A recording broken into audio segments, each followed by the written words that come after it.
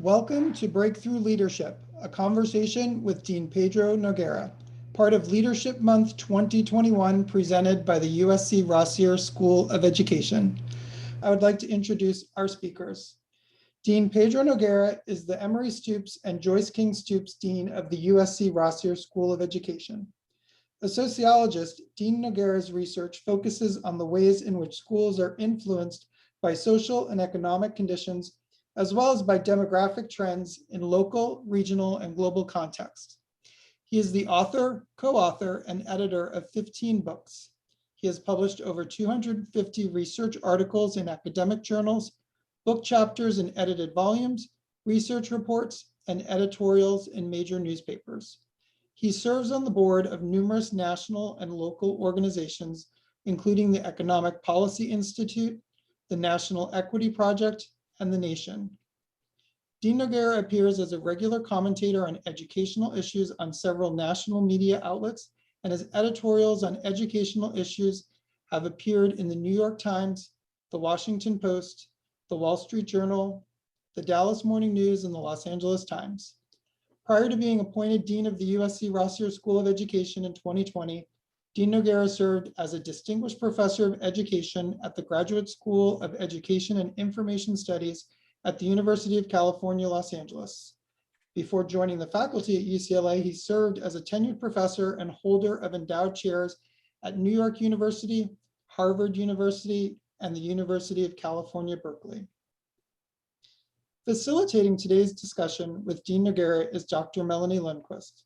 Dr. Melanie Lundquist, LHD, is an activist philanthropist in Southern California. She and her husband, Richard, are signatories of the Giving Pledge and have appeared 4 times on the Philanthropy 50, an annual list of America's 50 most generous philanthropists published by the Chronicle of Philanthropy. Melanie was named Philanthropist of the Year in 2019 by the Los Angeles Business Journal. She is a member of the Board of Counselors of the USC Rossier School of Education and Vice Chair of the Board at the Partnership for Los Angeles Schools. She is also a member of the Initiative to Accelerate Charitable Giving. And at this point, I will turn it over to Melanie. Thank you so much, Matt. I'm so glad to be with you, Pedro. I'm going to start right away with the first question. Can you share with us your thoughts on the concept of breakthrough leadership and what you see as the necessary skills and traits for breakthrough leaders? Thanks, Melanie, and thank you for joining me in this conversation today. We have lots of educational leaders out there in the audience, so this is, I think, a timely and important conversation. So the concept of breakthrough leadership really calls attention to the fact that our educational leaders, whether we're talking about superintendents or principals, are really on the front lines of addressing many complex challenges that require resourcefulness, creativity, vision, a high level of social and emotional intelligence that you typically don't get in grad school. A few years ago, I was planning, we were developing a new leadership program at Harvard, myself and Richard Elmore. Many of the superintendents out there will probably know of Richard and his work. He passed away actually a few months ago. And we came up with a long list of all the things we felt educational leaders need to learn. And after we came up with the list, they said, we realized that in order to study this, you'd have to be in school for at least 6 years. And we said, this is not practical because our leaders are working while they're in school. And what it really means is a lot of what they learn, they're gonna have to learn on the job. And as we know, that's a real problem because when you're learning on the job, it means you're learning from your mistakes. And sometimes you don't even know where the real problems are. So as I think about this concept of breakthrough leadership, what I'm really trying to get across is the idea that you can't just have technical skills to solve the problems facing education today. You're going to need that creativity, that vision in order to break through the next level. I'll just give you one example. Right now across the country, we're seeing school districts mired in a debate about critical race theory. No one saw this coming, but now it's happening, and it's happening at the local level. If our superintendents aren't nimble enough to manage this debate, what they will find is that they're consumed by it, and they can't do anything else. They can't address all the other issues because this is taking all their time. So this is just one example where I believe this kind of breakthrough leadership, which to me requires us to be reflective, thoughtful, and able to see beyond the immediate problem so we can see ahead to where we need to go. That's great. Flexibility is key. Are there some particular examples of great leaders that you feel were instinctively able to demonstrate the leadership skills you just talked about? Yeah. So one of the ones I often cite is Alberto Carvalho. Alberto Carvalho is the superintendent of Miami, one of the largest systems in the country.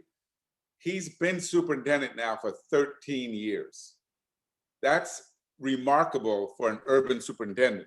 Mm-hmm. And he's dealt with very bitter, polarized politics in Florida. He's dealt with huge challenges related to poverty, and he survived. And part of the reason why he survived is because he stayed focused on what matters most: meeting the needs of kids, ensuring that his schools are supported. And because of that, many urban districts, what we've seen is charter schools have been able to compete and take kids away from local public schools because they're providing something better. In Miami, the opposite has happened. The public schools, because they're performing at a higher level, have actually been able to take kids from the charter schools. So Carvalho represents that, but there's someone that you and I both know, Joan Sullivan at the Partnership. And I knew Joan when she was in New York, and yes. Joan really exemplifies this quality of breakthrough leadership too. She is resourceful. You think about what the Partnership has accomplished, taking on some of the lowest performing schools in Los Angeles. And now, several years later, many of them are top performers in the district. And I attribute a lot of that to Joan. Now, clearly, leadership means you're a team player. And Joan knows how to get strong people around her and get the best out of them. So those are just two examples, and I could think of several others. And they're not all in large urban districts. Some of them are in rural areas, in suburban communities. They're all around. That's terrific. I'm glad to know they're all around, because boy, do we need them. Let me go on to the next question for you, and that is, in order to navigate today's political and our social landscape, the breakthrough leaders must also be able to successfully find common ground. And I really enjoyed reading your most recent book, A Search for Common Ground, Conversations about the Toughest Questions in K through 12 Education. And you and your co-author, Rick Hess, took your email exchanges during COVID and created an inspiring read on the hot button topics in education policy. At the center of your book is the concept of courageous conversations. Boy, we need courageous conversations. So the question is, what lessons from your book can you share to help leaders struggling to find common ground? Yeah, thanks for that question. And I wrote the book with Rick because I believe it is important to demonstrate that even when you disagree with someone, you can disagree respectfully, you can listen to each other, and you can, in many cases, find a common ground that allows us to move forward, as opposed to engaging in endless fighting and creating paralysis. And both Rick and I have served as advisors to both state commissioners of education as well as local superintendents. And that experience, I think, contributes to both of us recognizing that at the most important level, you've got to be practical. You've got to figure out how to solve problems. And I often say when we're solving problems, then we're more likely to make progress. When we're fighting, we're losing time, we're distracted, and so finding common ground with those we disagree with. And in the context of school districts, often it's the labor unions, the teachers who may be at odds. It may be parent groups. It may be the business community. It'll vary depending upon the community. But what I often say, good leaders are able to identify where are our common interests. And if we can identify our common interests and act on those common interests, then we're more likely to get to the place of problem solving than simply engaged in the ongoing battle. So for example, with our unions, our teachers want many of the things that we want. We want to see our schools safe. We want to see our teachers supported. We want to see our teachers thriving so they can teach well. We have to do this within a limited budget. And so we have to understand how to set priorities. But I think reasonable people can find ways to find a common ground on those issues so that we can continue to move forward in the interest of our students. I think one of the things I loved about the book is that you showed areas that are unbridgeable.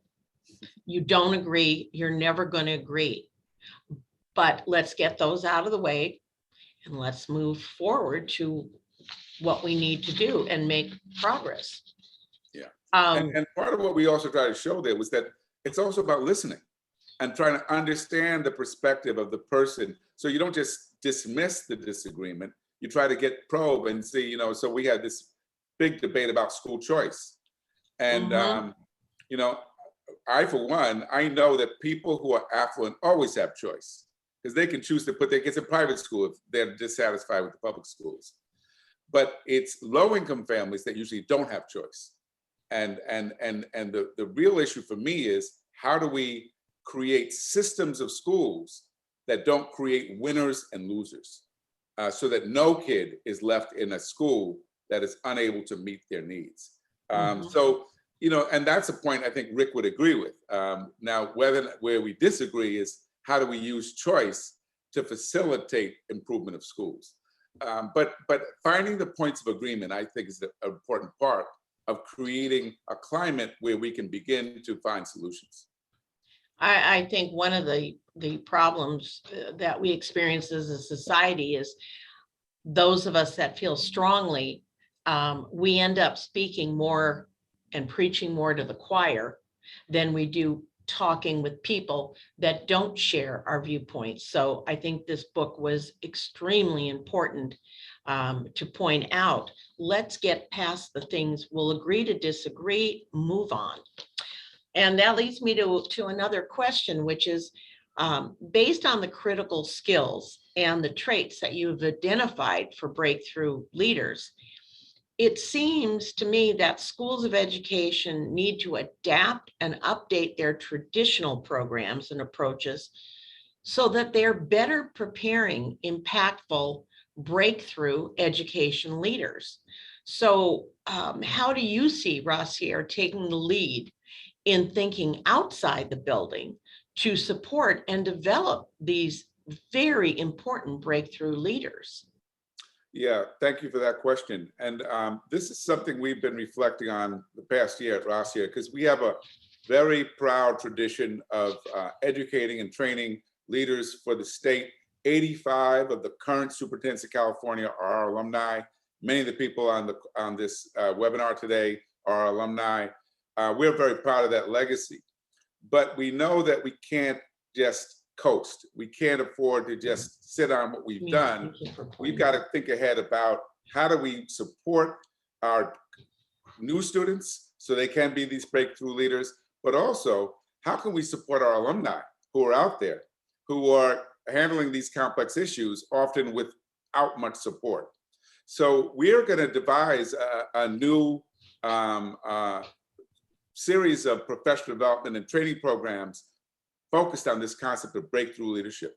And that we're going to make available to both sitting superintendents as well as to leaders in training to address some of these issues that we've been talking about. Politics, how do we manage local politics? Strategic planning, Financial planning. Right now, we're in a state where there's a lot of money for public education, more money than we've seen in many years. True. But we know that money can easily be misspent. And unless you're clear about what are the priorities, how can I use this money to have the biggest impact on my students, we can end up seeing lots of this money wasted. So we want to be a resource to educational leaders across the state, but particularly to our alumni, so that we can help them as thought partners to figure out some of these complex issues. Much needed resource, very needed resource.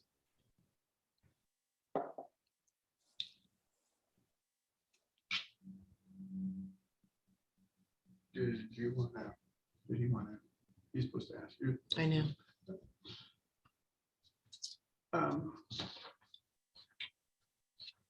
Pedro, would you share with us an example of where there was commonality, going back to your book, and what gives you the most hope? So here's another breakthrough leader that I'll talk about. Her name is Amy Sickle. Amy Sickle was for almost 20 years the superintendent of a district called Abington, just outside of Philadelphia, a suburban district, racially and socioeconomically diverse. It's the only district I know of in the country where over 20 years, they were consistently closing gaps in achievement. Okay? And they were doing it not by ignoring the needs of the more affluent white kids, but by addressing the needs of all the kids, which was very important because what she didn't want to have is white flight from her district. She wanted to keep it diverse. She knew that the affluent parents were not always on board with her focus on equity. So what she did was so for example, when they expanded access to advanced placement courses, which is an essential step when you want to expand equity, what she did was she made sure that teachers were supported so that they did not lower the quality of what was being offered. They improved the quality of instruction. When they eliminated some of the lower track classes, similarly, they focused on improving the teaching so that when students went into more advanced courses, they weren't set up to fail. So, when you look at a district like this, and we wrote about her work in our book, Excellence Through Equity, and Amy was named Superintendent of the Year twice for the state of Pennsylvania. What you see is she had the ability to bring people together so that equity was not seen as a divisive issue. It was understood as the pathway to excellence for all kids. And this to me is an example where, in education too often we use a lot of slogans that end up becoming kind of meaningless and empty. Amy's the opposite. She practiced equity and it showed up in outcomes for kids. It showed up in reduced disparities. It showed up in closing those gaps in achievement. And the evidence kept the support high for that district and for the public schools in Abington. Thank you. The wonderful, wonderful answers.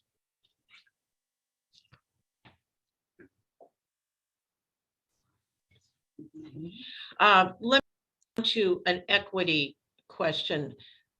You and I both know how equity is so important.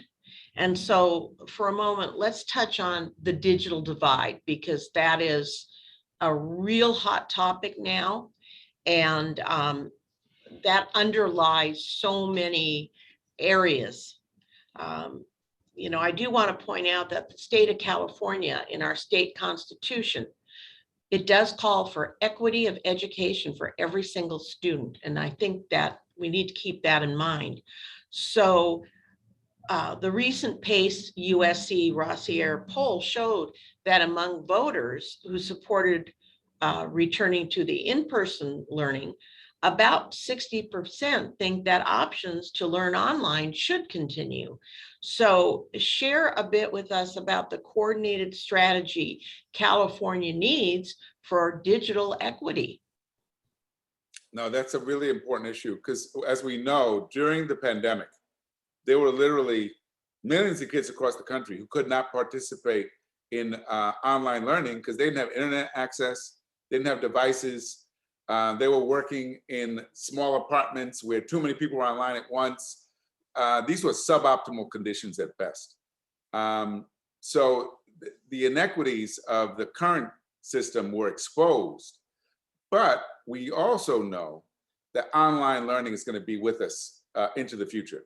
There are many advantages, and in that poll that you cited, many parents are saying they want it. They want to continue, because one of the things that many parents like is they're able to see what their kids are doing.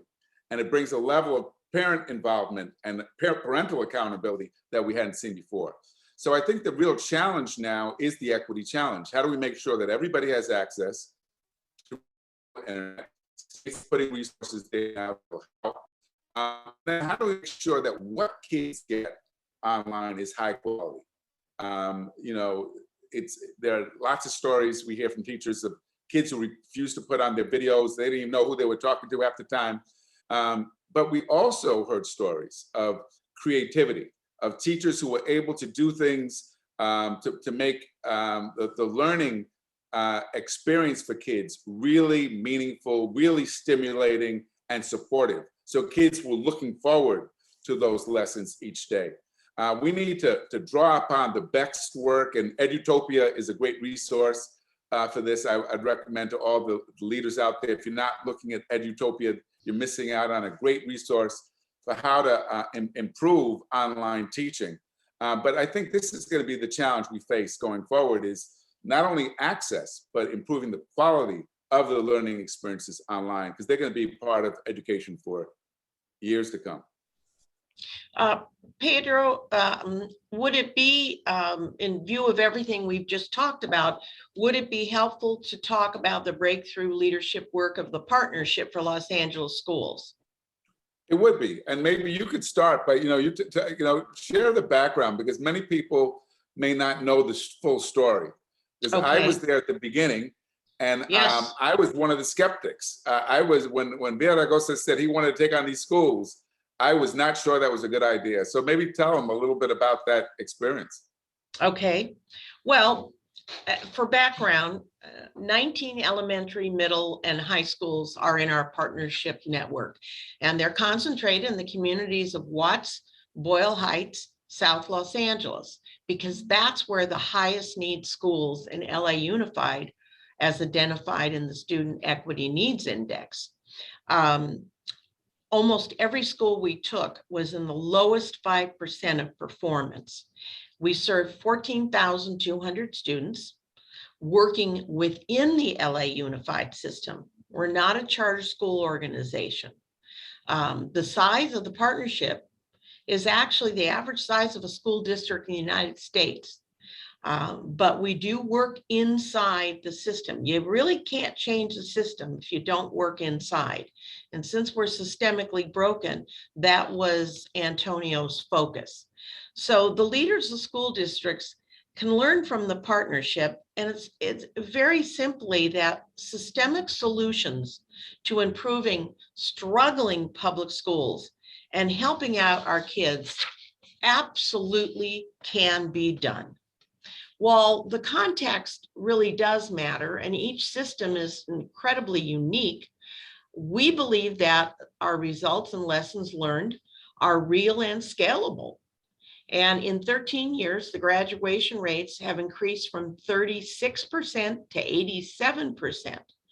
And we have tripled acceptances to four-year colleges and university, many of them being among the absolutely best schools in this country. And I think very recently, Steve Lopez did a Los Angeles Times column about Pilar Diaz Bombino, who immigrated from Cuba in 2006. She happened to have been sworn in as a US citizen on June 8th. She graduated from the partnership's Jordan High School on June 9th. And she did so with a 4.021 GPA. So all of us Trojans are very proud of Pilar as she becomes a Bruin this fall. Obviously, Steve didn't know Pilar at the time, But breakthrough leadership for students like her is exactly what then and Mayor Antonio Villaraigosa showed when he took a political risk to co-found the Partnership for Los Angeles Schools. He bet his political career on improving outcomes for students like Pilar that were previously just forgotten in our public school system. He fought very hard for our kids. I believe it cost him the governorship. And here's another important takeaway. Our city leaders, and especially superintendents, should take political risks to improve outcomes for their kids. And basically, they're cowards if they don't. So I really agree with you, Melanie. And as I said, I was a skeptic at first. I visited LA I know right you after were. the partnership was created. It just seemed like a lot of chaos and confusion. I remember talking to Marshall Tuck, and I just thought, I don't know how it's going to work out. I know several of the schools in the partnership. Here's one, Florence Joyner. Yes. That school has more kids who've experienced trauma, more kids who are homeless, more kids who, you name the social problem, in foster care, than any school in Los Angeles. And that school has made steady progress. So yes. when, it's not like the partnership picked easy places. They went into tough places. And then they provided, the resources and really focused. What I admire about the work the partnership did is that it recognized you can't just address the educational issues and ignore the social and emotional needs of kids. Correct. You have to do them in tandem. And so it's an excellent model. My hope is that we'll just continue to learn from these. And this is why this idea of breakthrough leadership is so important, is because part of what leaders have to do is to learn from those who are making that breakthrough to achieve progress under similar conditions that are difficult to work in. And there are enough examples out there that I think we could do a lot to share the lessons we're learning when we see progress like we've achieved in the partnership schools. Well, and today we have breakthrough leaders at the partnership like Joan Sullivan and Ryan Smith. I am so proud of them and our entire partnership team. They're selfless people who are working hard every single solitary day for our kids. And they face the obstacles and they figure out solutions, very cost-effective solutions. The partnership piloted a program, for example, to assess second grade students in our elementary schools, so we could identify gifted and talented scholars. Sadly, these tests were not being done by the district. And in my mind, that really promoted inequality, inequity. And a student's zip code should not determine their destiny. Zip code should not equal destiny. So our testing actually led to a 10-fold increase in the number of students identified in our partnership schools. So this demonstrates that the previous system of selective testing was under identifying gifted students of color. So based on our pilot results, we successfully advocated for the Los Angeles Unified School District to roll out a universal gifted testing program to all of its elementary schools. A second example is how the partnership has used the Student Equity Needs Index to advocate for these students. So in May, the LA Unified School Board, for the very first time, truly made budget decisions and allocations using the index to address the achievement gap. And the breakthrough leadership credit goes to board member Monica Garcia for leading the charge on the Equity is Justice 2021 board action.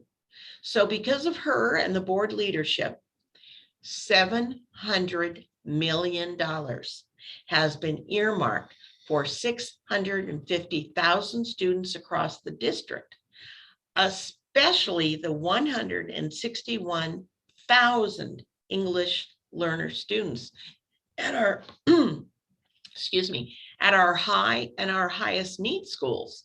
So the partnership did this along with a broad coalition that pushed for this. And an important part of what the partnership does is to advocate for change and work with coalitions to make change happen. The collaboration is extremely important. So this new flexible funding, it's going to have incredible impact in helping to close the achievement gaps for our scholars. So my hat is definitely off to Monica, Joan, Ryan, and all of our coalition partners for making this happen. And so Pedro, one last comment. Everyone at the partnership appreciates the relationship that we have with you and the Rossier School. I'm grateful for that too. And I appreciate the time very much to talk about the partnership. So now a question. Let me say something about that example that you gave us. Yes. Because, you know, I know Monica Garcia, actually, we went to UC Berkeley together. And you know, what it reminds us is that leadership can come from the school board too. Our elected representatives who are our local policymakers can be our allies. And what the example you cited shows, it wasn't just about a resolution. It was about really thinking through, how do we get resources to the schools that are serving our most vulnerable kids in ways that will impact and improve outcomes for them. So again, it's not about the rhetoric, it's about making a difference, having an impact. That's when we know we're breaking through. And so board members, and I'm hoping that those superintendents out there listening, think about the board members that you need to have working with you. How do you get them on this journey so that they're your allies in this work and not an impediment? Absolutely. You can't be adversaries, you have to be allies. So Pedro, with the school districts now expecting an influx of funding through the American Rescue Plan, how would you advise a breakthrough leader to develop a plan for their district to allocate the funds? And what should they consider? And I couldn't agree more about working with the school board. The more people that we bring in and work together, the better the plan will be, and the more equitable for our students, and it puts our students first. Yeah. So I would say that the starting point for any analysis of how to use money has to be looking at your data. You have to look at the current picture of what's happening with your students, where are you making progress, where are you not making the kind of progress you'd hope for, and what's getting in the way. You want to use the resources to eliminate the barriers to learning. Sometimes the barriers might be kids need more one-on-one attention. One of the things we know from the research is tutoring can have a huge impact, beneficial impact on kids who are behind, especially if you get highly skilled tutors working with kids. It might be you have certain subgroups of the population, kids in foster care, English learners who are lagging behind. Again, what are the barriers? It might be a lack of training, so more targeted professional development. It might be that there needs to be more resources at home. You need a strategy that's aligned with a careful and thorough analysis of the problem. So it's not simply a question of just spraying out the resources and hoping for the best. You've got to be strategic, because we've got to realize, even though we might be flush with money now, that's not going to be forever. Correct. And there will be many people looking and watching and asking, when you had all that money, what did you do with it? Did you know how to make use of it? And so there's, I think, a real onus on the part of superintendents and others to make sure that dollars are well spent and that we can monitor the impact that we're having as we expend resources to address some of the challenges we face in our schools. And I think that the people in charge need to be very transparent. The partnership is certainly a very transparent organization for good reason. And I think that with these increased funds, we need to be very accountable and very transparent. So would everyone please submit questions? And we're going to go to the questions from our audience now. And here's our very first one. We often think of leadership as mentoring and inspiring personnel. So can you discuss how leadership might also be considered as managing and envisioning education as an enterprise? Great question. question. So I think clearly mentoring is an important part of the leadership role. You know, good leaders bring a good team around them and get more done because they have a strong team. But I think what the question's getting at, you know, is thinking of education as an enterprise. That, you know, it's not identical to a business, but we have to think about it as whether or not our operations are efficient, whether or not we are competing effectively with other providers. They're going to be, one of the things the pandemic did is increase the number of people who are looking at private schools, who are looking at homeschooling. You know, that PACE poll showed there are many people not ready to flock back to our schools. So we have to think about how do we make sure that our schools are responsive to the needs of the communities they serve. That ability to have good customer service, good parent service, to respond quickly to the concerns parents raise to us, to be known as a good place to work so that you're retaining a strong staff. All these, I think, are vital if public schools are gonna continue to be viable in the years ahead. And I think it means we have to have leaders who are thinking about things like quality control, maintaining high standards, and being responsive to communities if we're going to do this work well. That's great, thank you. Are there any other books or other resources that you would recommend for people interested in the concept of breakthrough leadership? Yeah, so, you know, Peter Senge, you know, at MIT's written a lot about this over the years. Richard Elmore, who I mentioned. And what I like about Richard's work is he focuses a lot on instructional leadership, which, you know, education, you would think that's the core, but I think a lot of times our educational leaders don't pay sufficient attention to the quality of instruction provided. You know, we've been fixated on achievement, which is the outcome. We haven't focused nearly enough on how to create conditions for good teaching and learning in our schools. So I recommend Richard's work in that regard. And there are others. Rudy Crew has a great book about his leadership in New York called Listen First. So there are a number out there, and I'd be happy to share others. That's wonderful. That's wonderful, because the what you just expressed is really where it's at, because we have spent too much time focusing on achievement, but not how to get there. You know, it's kind of like we like to put the cherry on top of the whipped cream, on top of the ice cream, on top of the cake, but the cake isn't baked yet. So that's excellent. Our third question is, how do you advise district and school leaders to address challenges related to anti-critical race theory, anti-diversity, equity, and inclusion? So this is really important, and I realize I want to acknowledge this is, you know, there's a lot of anger out there. People are not always open to reason.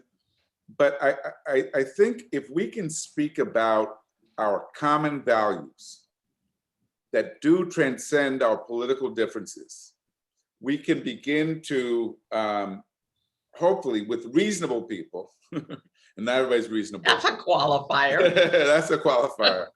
Find some common ground. So on this issue of, you know, critical race theory, most people don't even know what critical race theory is, but they're banning it or canceling it.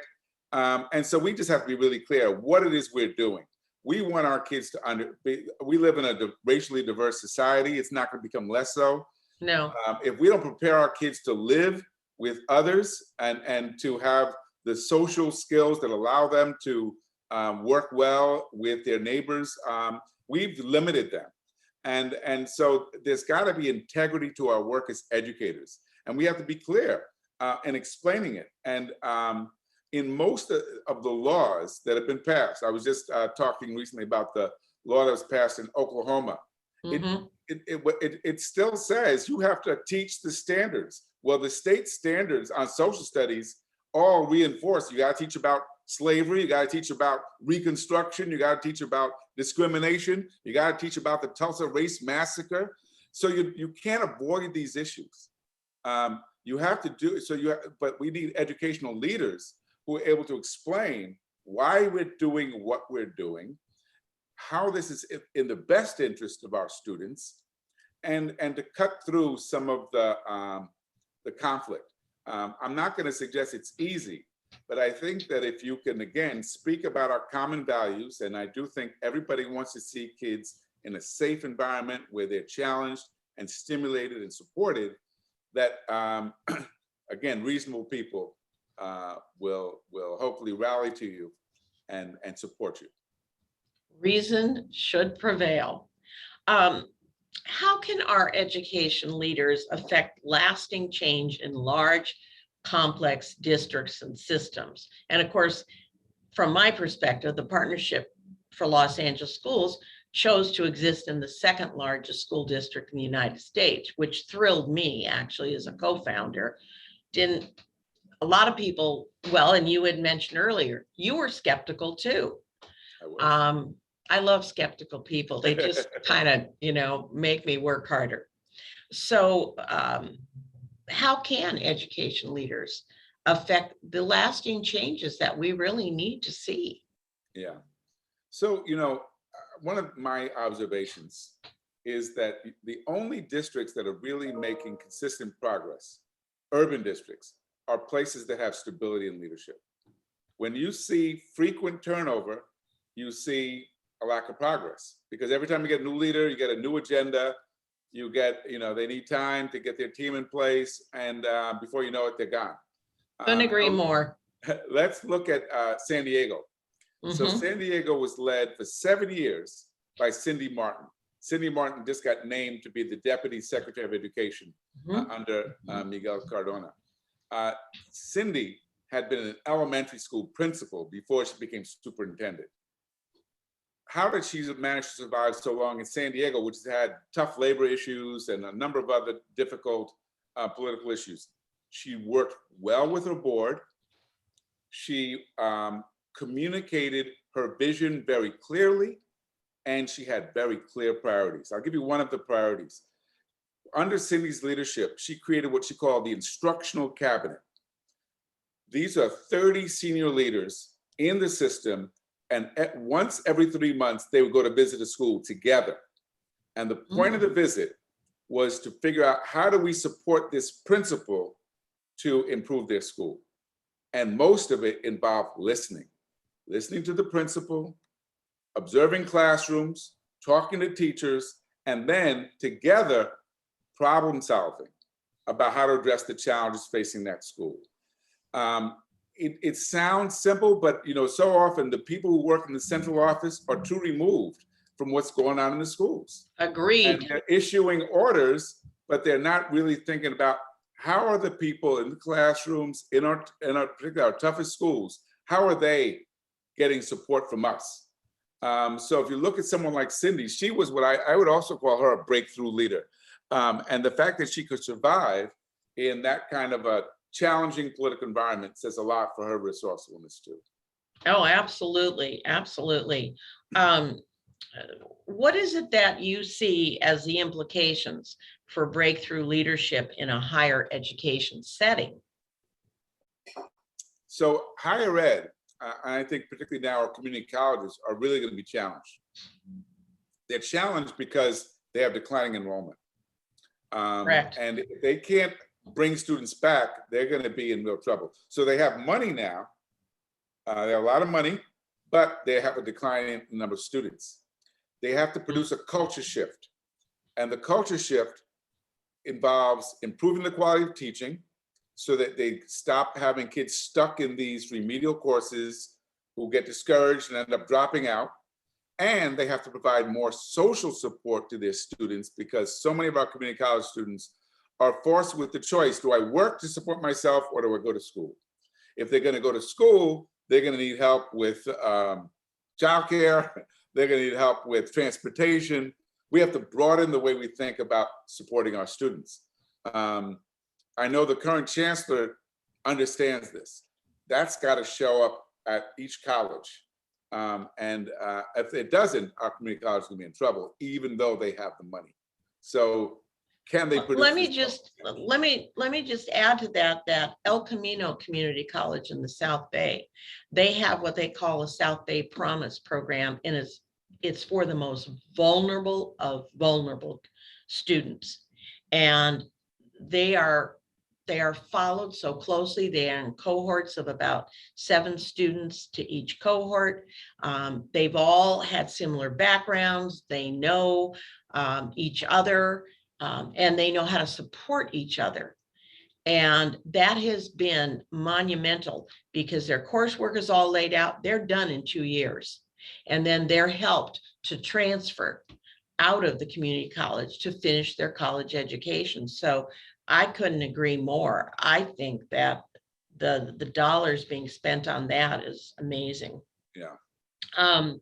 Another question is, what are the innovations that will take education into the next productivity revolution? Because I like the use of the word revolution here, because I do think that we need a revolution. Yeah, my bet is on technology. And my bet is, we did a focus group yesterday with 25 ed technology firms.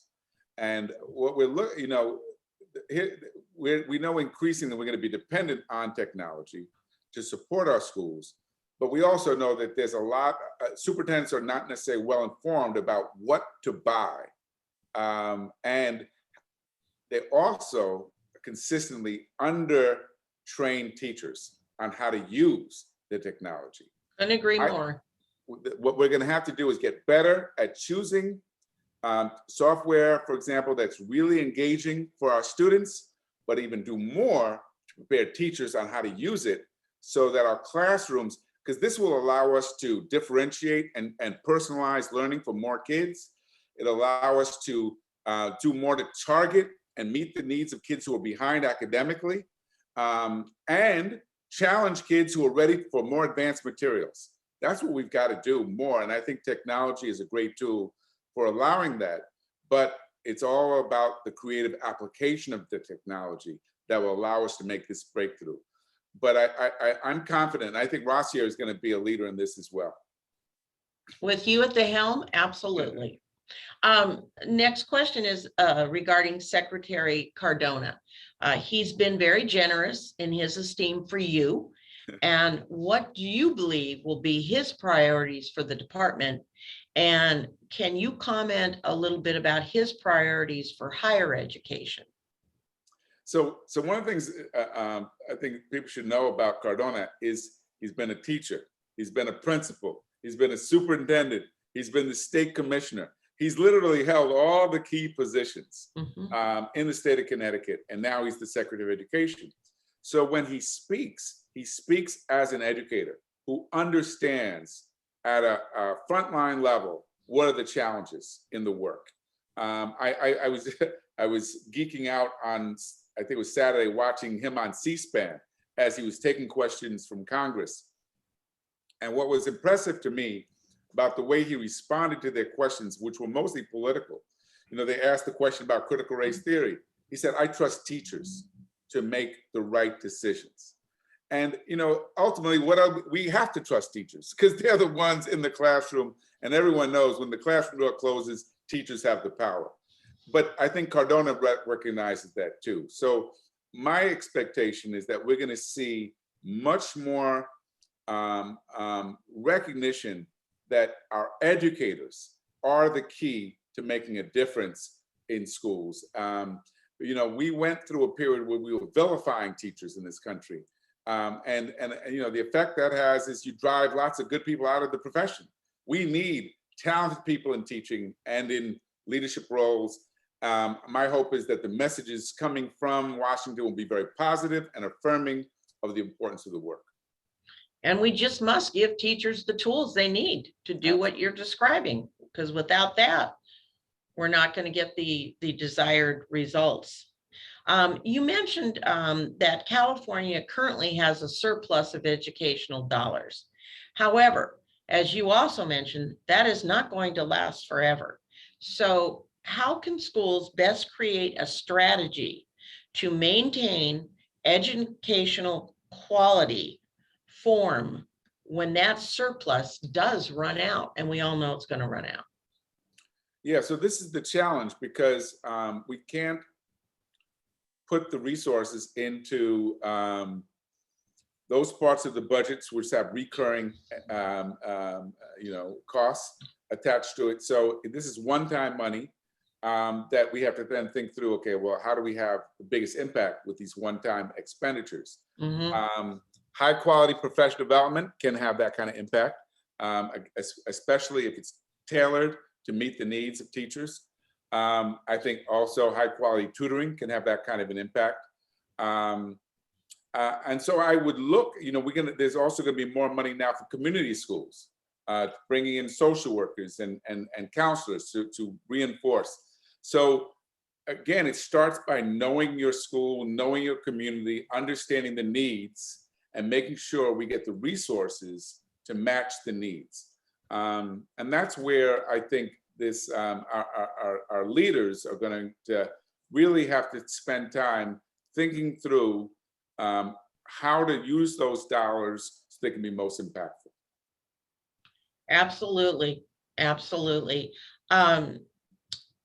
What specific resource, I think you've covered some of this, but what specific resources and strategies have helped close the achievement gap in our lower performing schools?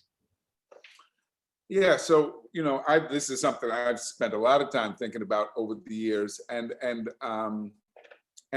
one of the things I've done is to look at the schools that have done it, right? And that's the good news, is that there are enough schools now, and you can check the Education Trust website. They have a document there called Dispelling the Myth on High Performing, High Poverty Schools. You could follow the work of Karen Chenoweth, who's written a lot about schools that are succeeding in closing the gap. And in my own work, Excellence Through Equity, we document districts and schools that are doing this work. And a lot of it is about devising and enacting strategies that are aligned with the needs of students. So I'll give you another real clear example. Brockton High School. Brockton High School in Massachusetts, the largest high school in the state, over 3,000 kids. In the late 90s was regarded as a failing school, worst school in the state. Today, it's regarded as one of the top schools in the state. What did they do? They trained every teacher to become a teacher of literacy. Because what they realized is too many kids were entering high school who could not read and write at grade level. If you have poor literacy skills, when you enter high school, you can't do the math, you can't do the science, and you can't solve that problem in your language arts classes. You need literacy to be reinforced in all the classes if kids are going to catch up. And that's what they did. And it wasn't a quick fix. It took several years, because you had to get buy-in from teachers, and then the teachers had to get better at what they did. But over time, not only do you see more kids passing the state exam, but more kids passing at the highest level, which meant that they could get to any go to college for free in Massachusetts, over 1/3 of the senior class.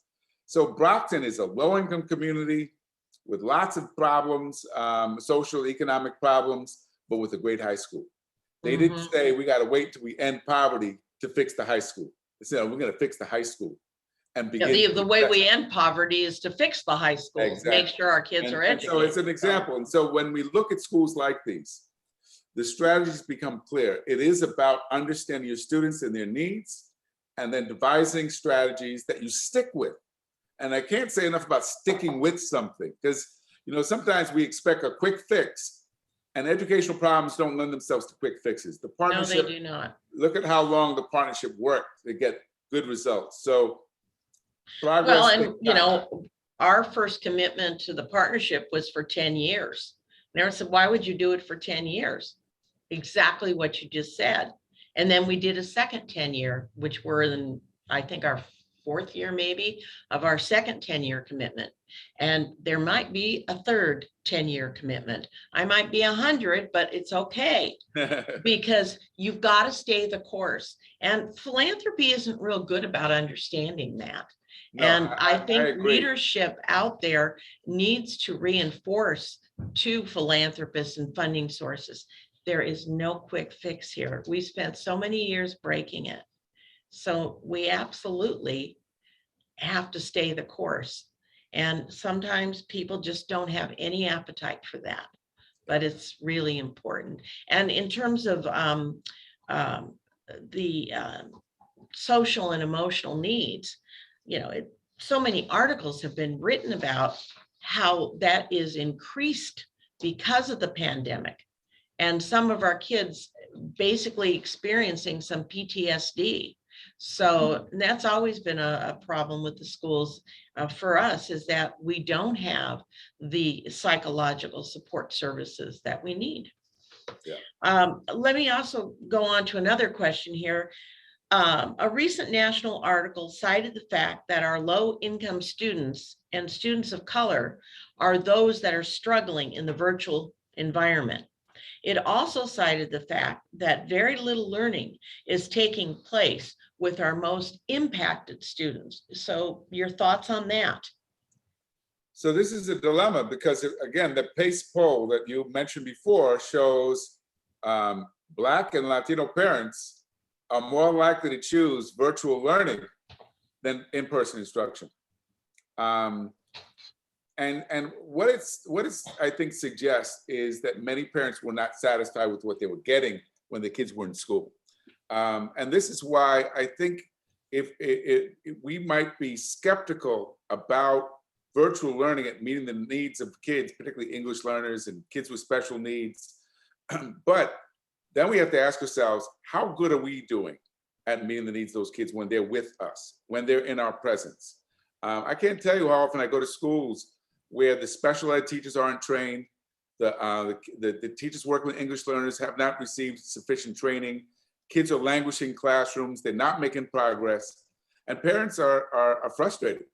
So we've got to get better at holding ourselves accountable for meeting the needs of those students if we want those parents to come back and trust us. Trust is the critical variable here if we're going to see schools succeeding in the years ahead. A great answer.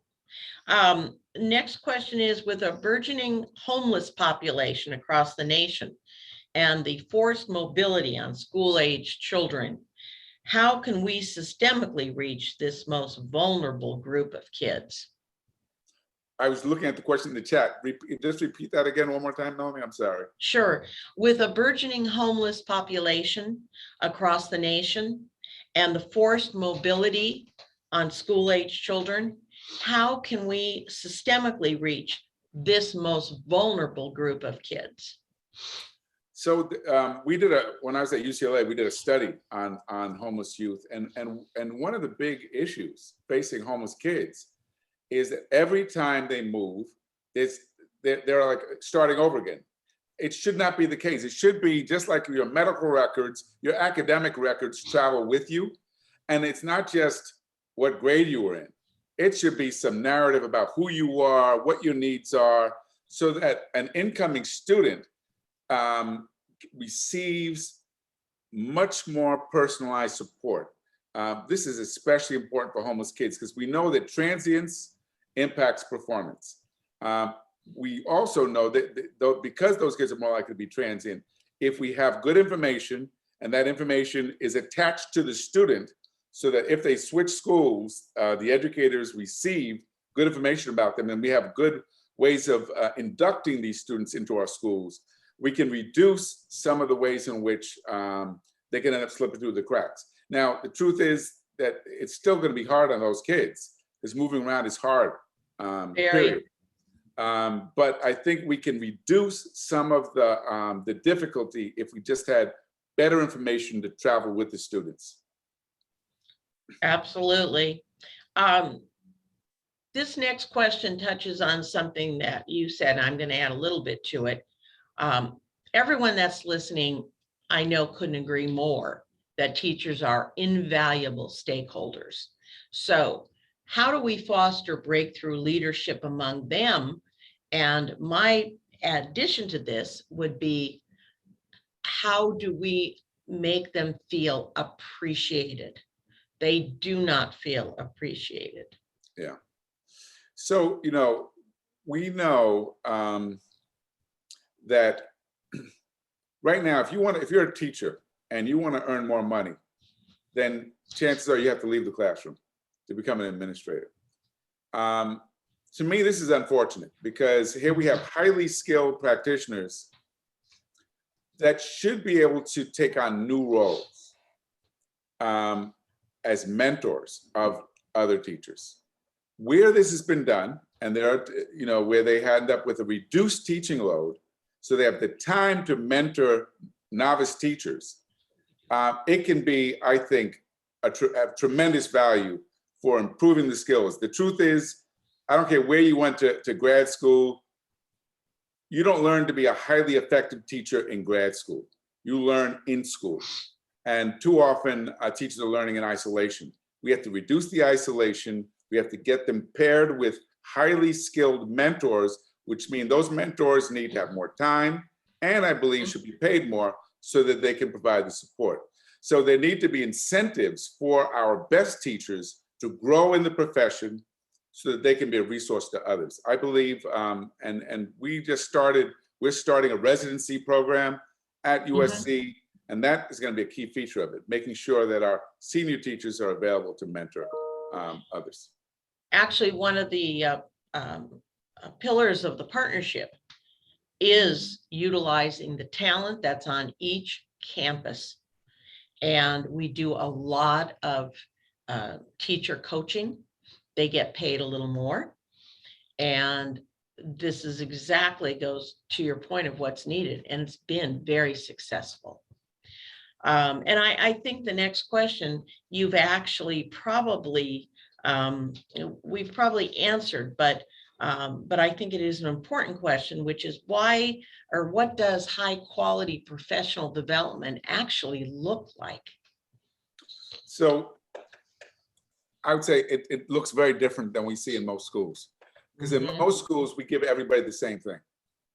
We don't acknowledge that not all teachers are the same. Some teachers are strong in content, but they're weak at building relationships with kids. Some teachers have very limited pedagogical skills when we know that they need to be able to teach in a variety of ways.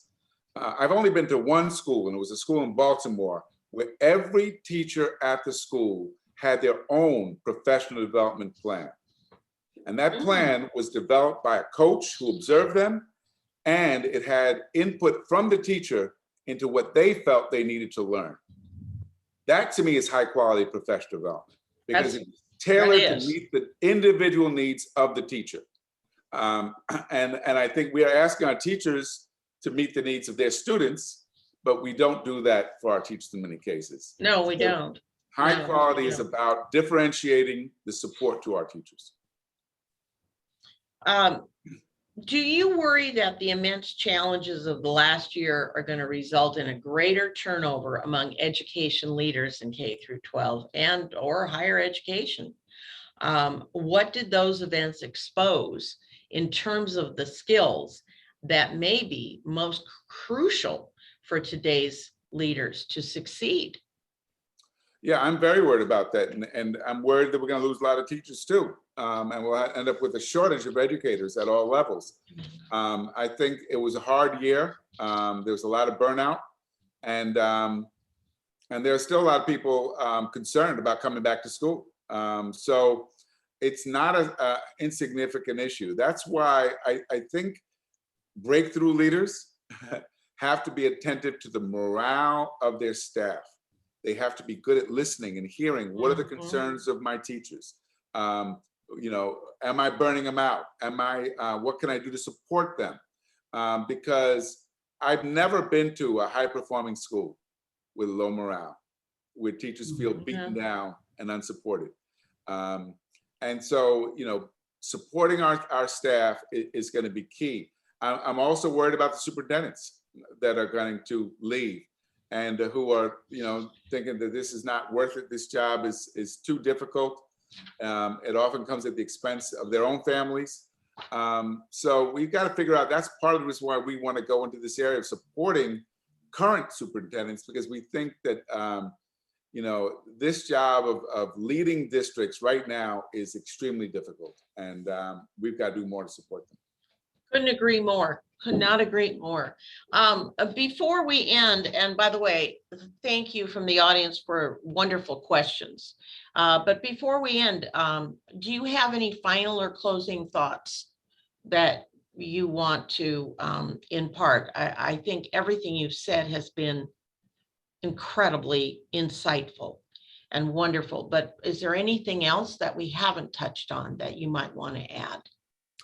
Just that this, you know, I mentioned it previously, but when I think of breakthrough leaders, I think of people who are resourceful. They don't wait for help. They're not passive. They go out and seek the help. If they know their kids have health challenges, they develop partnerships with local hospitals. If they know their kids need tutors, they build partnerships with local colleges. They are thinking about partnerships to reinforce, because the fact is our schools can't solve all the problems by themselves. No, they can't. They need help. And so I want to encourage the leaders that are out there to think, who are your partners in this work? How are you enlisting them to support you in meeting the needs of the kids? Because that's what it's going to take to make the breakthrough. So thanks, Melanie. You've been a great partner in this conversation. I want to commend you for all the work you've done, you and your husband have done as a philanthropist in supporting the partnership, and look forward to ongoing work with you. Well, thank you so much. This has certainly been a very inspiring conversation. I have learned a great deal that I'm not going to forget and will put to use. And I want to say that we are really blessed to have a breakthrough leader like you in Los Angeles. So thank you, Pedro. And I'm going to send it back to Matt now. So thank you again. Very inspiring. Yes, thank you. Thank you, Melanie and Pedro, for engaging in such an important conversation today on the importance of breakthrough leadership as we look towards the future of education. I would also like to take this opportunity to thank everyone who attended today's session. And as I mentioned earlier, a recording of the session will be available shortly. All attendees will receive a link via email. Feel free to share the link with your colleagues who might not have been able to join us today. Thanks again for attending. Have a great rest of your day and fight on.